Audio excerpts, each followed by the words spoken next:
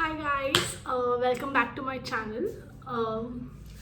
So this is my second review. So I'll be reviewing about the Silent Patient book which I have recently read. I have also posted a video on The Mysterious Affair at Styles by Agatha Christie in my channel. If you want to check it out, do check out my videos in my channel, and don't forget to hit the like and subscribe button. It will really mean a lot to me. To start with, Silent Patient, it's a really good book. I would classify it as a thriller and also a crime thriller. So it will be like suspense, crime, thriller. It would fall under all three categories. It's a really good book. I would give it at least 4 out of 5 stars. You should totally consider reading it, especially if you like crime thrillers. This book revolves around a doctor who's the narrator, and he's a psychiatrist. So he sees this really interesting case wherein a woman in her late or early 30s, she assassinates her own husband, and then it's very interesting. It gets interesting after that killing. Like after that, the woman goes into like a shock and she doesn't even open her mouth. No matter who's the doctor, even the best doctors in America, even if they try to talk to her, she doesn't even open her mouth.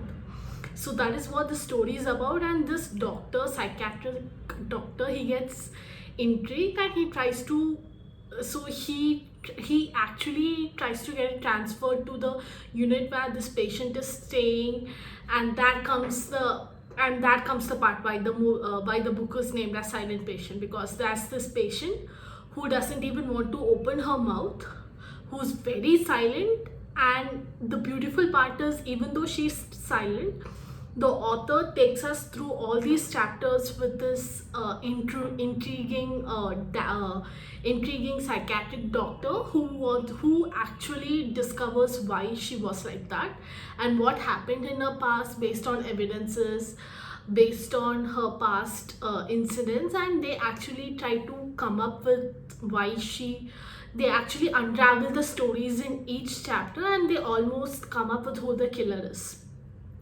And then there is a very beautiful twist in the last 2 or 3 chapters. I don't want to give you any spoilers, but in the last 2 or 3 chapters they tell you like why she killed and who she killed, who actually killed. Was it actually her or someone else who killed her husband, and why that murder took place. So it's really interesting, especially given the part throughout this chapter she's actually silent. So this is really interesting, and there is also a parallel story where they talk about the psychiatric doctor's relationship with his wife. So if you're someone who wants to read a book where it talks about a relationship between a husband and wife, fidelity, loyalty, like the beautiful coming of age love drama, and also if you're really into philosophy, I think this book will be really interesting to you. Especially if you're a philosophy or a psychiatric student, I would highly recommend you read this book. This is a really good book. So what I'm going to do now is I'm going to read you few clippings or few notes which I've highlighted in my Kindle. If you want to, so this is the Kindle which I'm using, which is the Paperwhite 11th generation. So if you want to know a review about it, do comment in the comment box. And yeah, let's get started. I'm still reading the last thing he told me. Hopefully I get this over this weekend. This is also a very interesting story. If you want to know the review, do comment in the comment box. I also have one more book to read, which is The Maidens by the same author. So I'm yet to read it. So the author's name is Alex Michaelides. He's a Greek author, and he was working as a psychiatrist before. So to be frank, this story is so compelling and so natural. One of them, I actually learned that the author was also a psychiatrist before he became an author. So actually I didn't know when I was reading this book. So seriously give it a shot, and you will be amazed at how realistic the stories are, especially the encounters between the psychiatric doctor and the different kinds of patient he meets in his hospitals. Yeah, so let's get started with the patient. So this is what I finished reading, which is The Silent Patient, and have highlighted a few sentences. I'll read it out to you, and I will also tell you my thoughts about it and my reviews about it.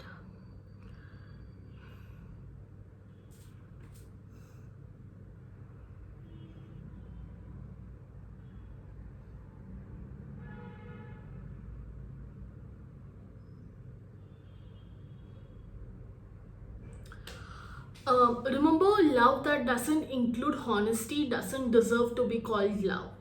So even this patient who actually shot her own husband, this line would actually suit her and the doctor, because we are actually going through two love stories here. So you get two stories for one buck. So throughout the chapters, the author is not only exploring the love story between the silent patient, who is the assassin who killed her husband, but there is also one more parallel love story of the doctor who is treating her and with his wife. And during the last 5 chapters, I honestly don't want to give you any spoilers, but during the last 5 chapters, it actually makes sense why it all happened this way during the past 20-30 chapters. So really give it a shot. I don't know, for some reason my notes and highlights are not coming up. Yes, I think I didn't save them.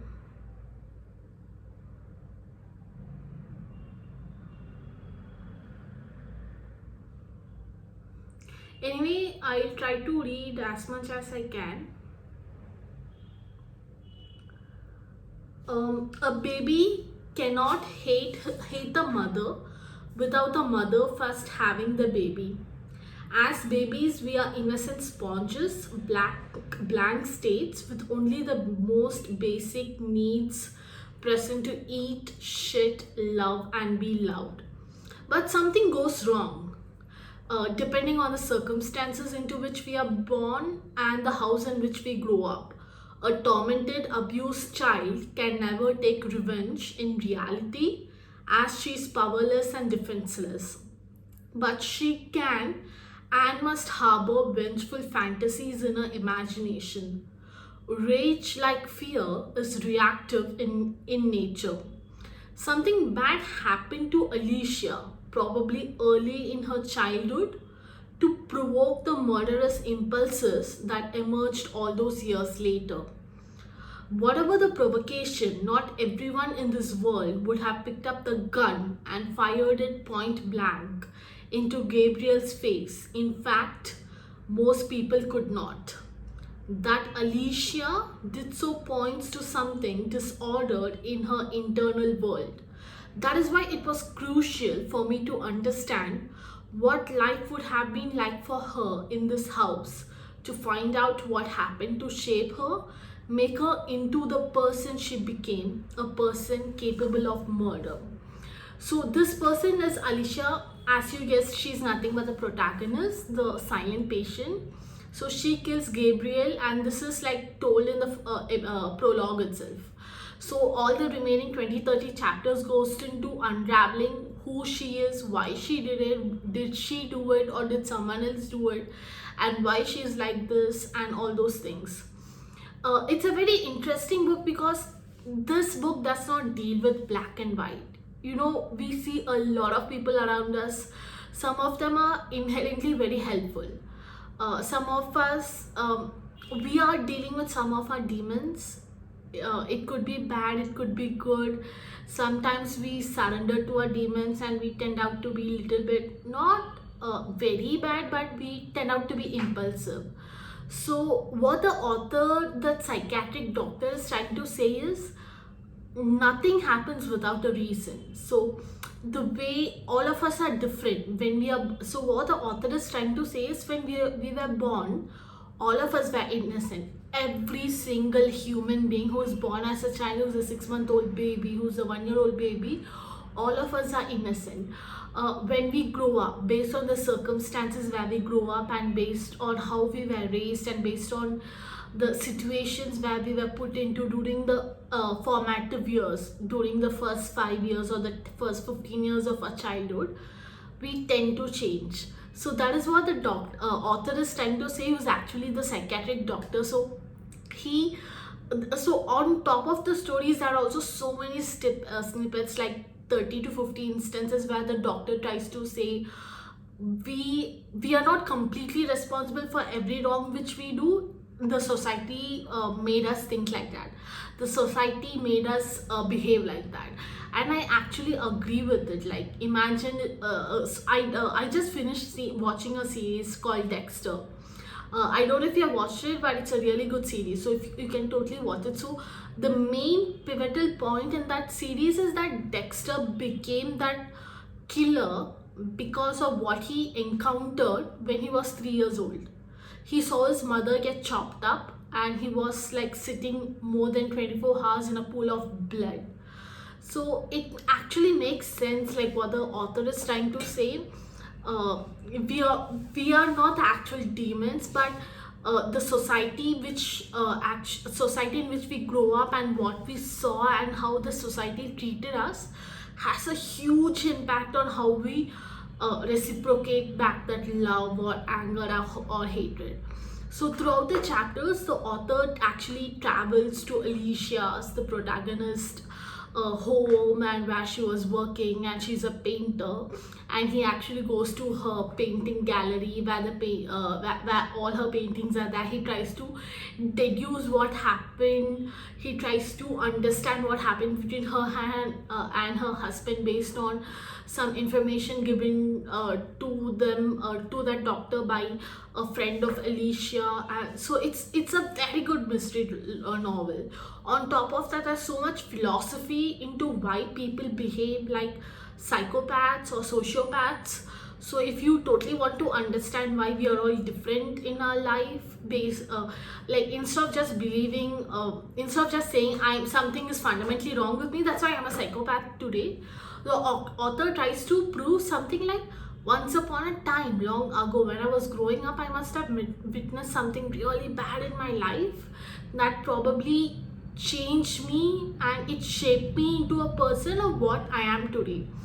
And this conversation actually takes across multiple patients, not just Alicia, and he tries to prove, and I totally agree with it. So if you really want to read a story with so much philosophy and psychiatric evidences, and why people behave differently, I would highly suggest you read this book. And do give a thumbs up to this video if you like it, and do let me know if you want me to review some other books. And for this book, I would give it a 4.5 or a 4 out of 5 ratings. And yeah, see you in my next video. Bye. Love you guys.